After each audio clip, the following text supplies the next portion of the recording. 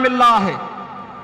भारत के अंदर सुरक्षा की अब कोई समस्या नहीं है।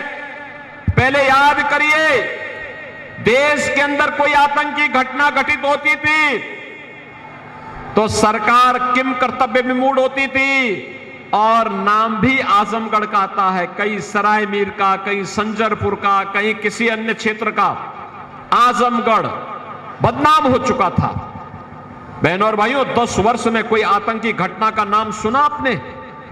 कोई आतंकी घटना नहीं घटित हुई।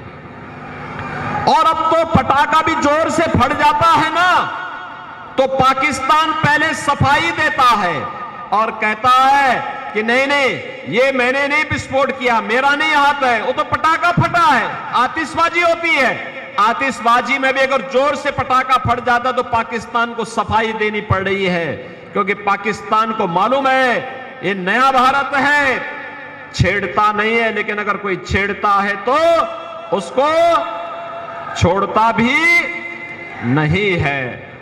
और बहनों और भाइयों, इसीलिए एक तरफ सुरक्षा है, देश का सम्मान है, और दूसरी तरफ विकास के बड़े बड़े कार्य भी हैं, गरीब कल्याण भी है।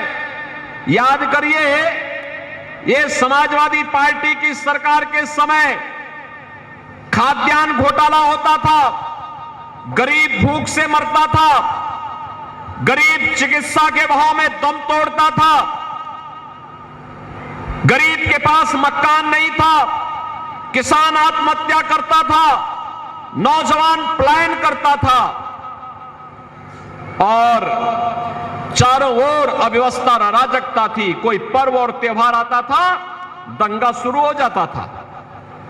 कोई पर्व और त्योहार आता था तो बहनों और भाइयों कर्फ्यू लग जाता था। कोई बेचारा कमा करके लाता था, रास्ते में छीन लिया जाता था, लूट लिया जाता था।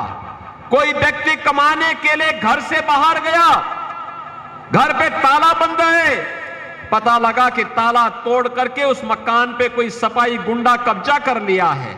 यही तो होता था। और बहनों और भाइयों, आज के दिन पर आप देखते होंगे, कोई व्यक्ति अगर गांव छोड़ करके कहीं रिश्तेदारी में गया है, कोई उसके घर को छेड़ेगा नहीं। कोई छेड़ेगा तो उसे मालूम है कि फिर उसको लेने के देने पड़ जाएंगे।